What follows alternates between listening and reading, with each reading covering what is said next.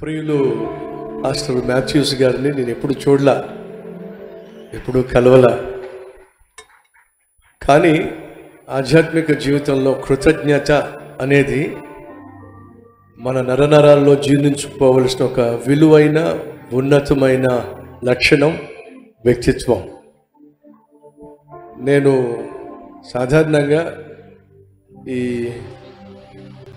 Social media దీనికి సంబంధించినటువంటి ఇందాక దైవజనురాలు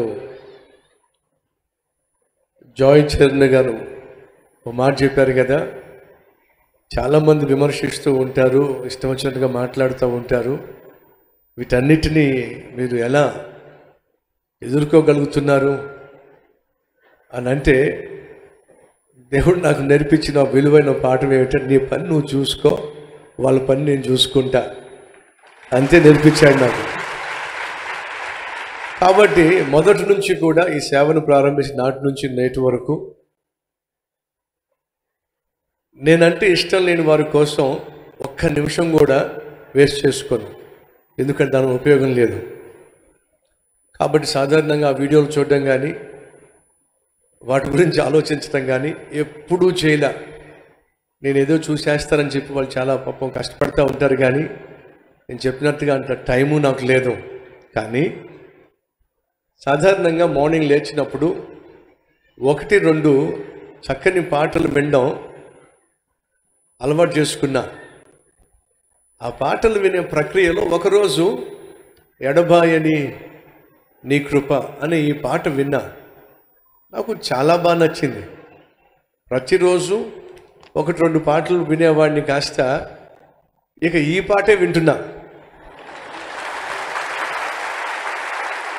సో సాధారణంగా నేను పాటలు రాసే కృప దేవుడిచ్చాడు, పాటలు పాడుతూ ఉంటాం, కొన్ని వందల సాంగ్స్ రిలీజ్ చేశాం. కానీ నన్ను బహుగా ప్రభావితం చేసింది, ప్రొద్దుట లేచిన వెంటనే నేను వినాలని ఆశపడేటటువంటి సాంగ్ ఈ మధ్యకాలంలో ఈ పాట. అప్పుడు ఈ పాట ఎవరు రాశారు ఇంత అద్భుతంగా, ఇంత అర్థవంతంగా, ఆత్మీయంగా, అనుభవపూర్వకంగా అని చెప్పి నేను చూసినప్పుడు వారి వీడియో దాంట్లో ఉంది, మాస్టర్ మాథ్యూస్ గారు అని చెప్పి. కాబట్టి మన గుంటూరులో నంబూరులో నా సంఘానికి ఫోన్ చేసి మొదటిగా చెప్పింది ఏమిటంటే, మాస్టర్ మాథ్యూస్ గారికి చెప్పండి, వారు రాసిన పాట నాకు బాగా నచ్చింది, నాకు బహు దీవెనకరంగా ఉంది అని వారు తెలియచేస్తే, వారు ఆ పాటను సిద్ధపరచడంలో ఉన్న ప్రయాసకు ప్రతిఫలంగా బహుగా సంతోషిస్తారు అని నేను వారికి ఫోన్ చేసి చెప్పాను. బహుశా వారికి ఫోన్ చేసి ఉంటారు మీకు. ఎస్. ఆ తర్వాత నాకు అనిపించింది, ఒక సేవకుని ఒక పాట నన్ను బహుగా ప్రభావితం చేసింది కాబట్టి వారిని కూడా మన ఈ 20వ వార్షికోత్సవానికి పిలిస్తే బాగుంటుంది అని చెప్పి నాకు అనిపించినప్పుడు, మీరు చాలా బిజీగా ఉంటారు, అయినప్పటికీ పిలిచిన వెంటనే రావడం, మీకున్న ప్రోగ్రామ్స్లో కూడా వాటిని కుదించుకొని మా మధ్యకి రావడం చాలా సంతోషం. ఇలాంటి పాటలు ఎన్నో రాయాలి, మరెన్నో మేము వినాలి. ఈ రాష్ట్రంలో ఉన్న తెలుగు ప్రజలకి మీ సాంగ్స్ ఆశీర్వాదకరంగా, మీ సేవా సంఘం మరింత ఫలభరితంగా ఉండాలి మనస్ఫూర్తిగా కోరుతున్నానండి. Thank you so much once again.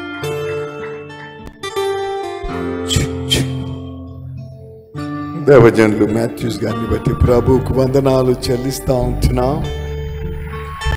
ఆఖరి కార్యక్రమంలోకి మనం వచ్చాం. దైవజనులు మనతో మాట్లాడని అంటున్నారు. అంతకు ముందర వరంగల్ ప్రాంతం నుంచి